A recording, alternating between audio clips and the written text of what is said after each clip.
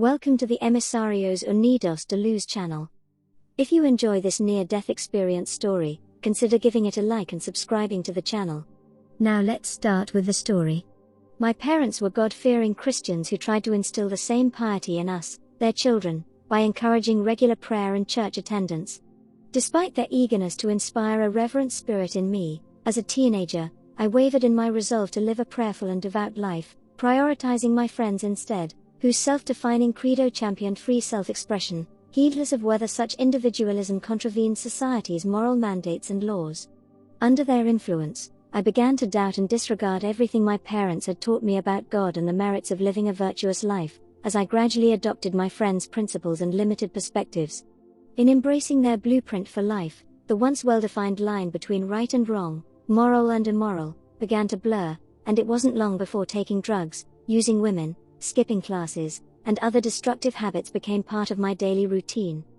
In becoming a person neither I nor my parents could recognize, I would occasionally reflect on how dramatic the changes to my character were. Yet, as evident as it was to me that I was gradually shutting the door on God and the innocence I deeply wished to preserve, my desire for acceptance within my peer group often outweighed any misgivings I had about those changes. More and more, and in spite of my parents' warnings, I was drawn into the world of my friends, a world of hijinks, defiance, and indifference.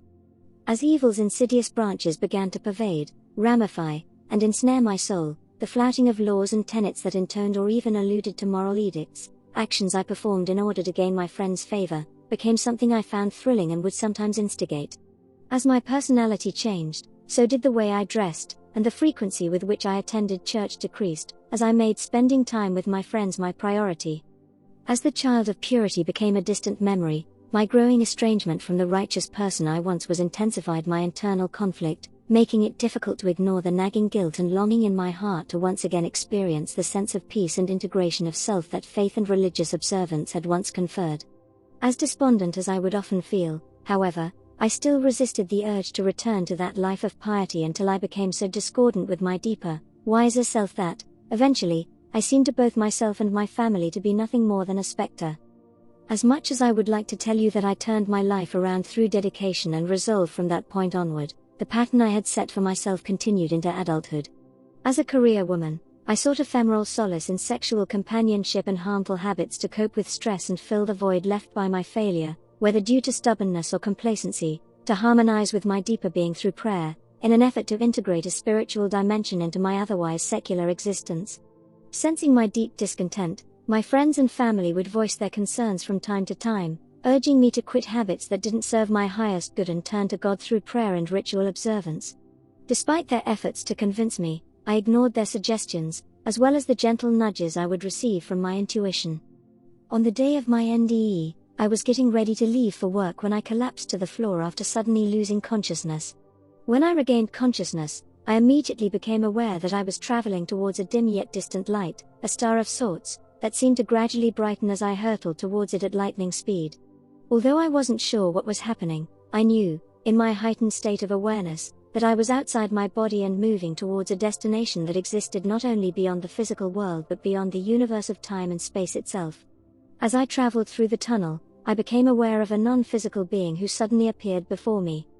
The angel or light being, whose features defy description, communicated to me telepathically that it was to be my guide and companion for the duration of my excursion through the tunnel, and during my exploration of the infernal realm that I suddenly found myself in.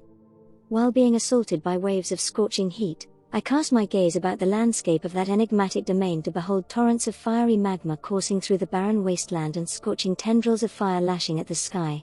From an origin near me, I listened to the shrieks of anguished souls who were being subjected to a perdition tailored in nature and severity to the particular sins they had committed, and the depth of their affect on the soul.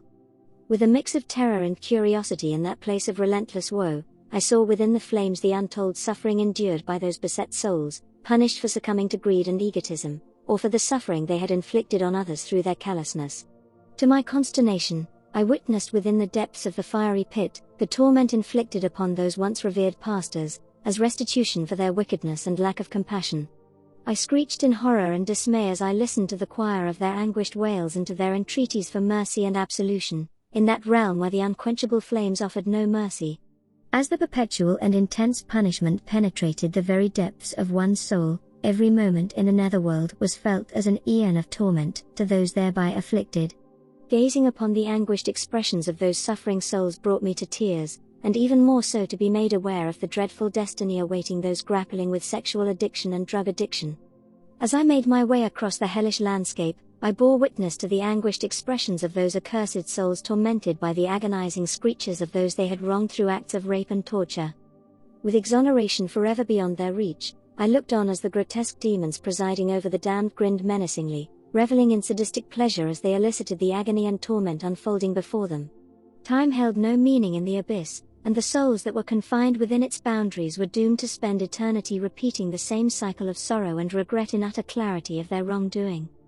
As I made their anguish, disappointment, and hopelessness my very own, I could feel waves of sorrow and compassion wash over me, and even more so in recognizing that my soul wasn't any purer or more virtuous than a great many souls that I encountered in my exploration of the netherworld.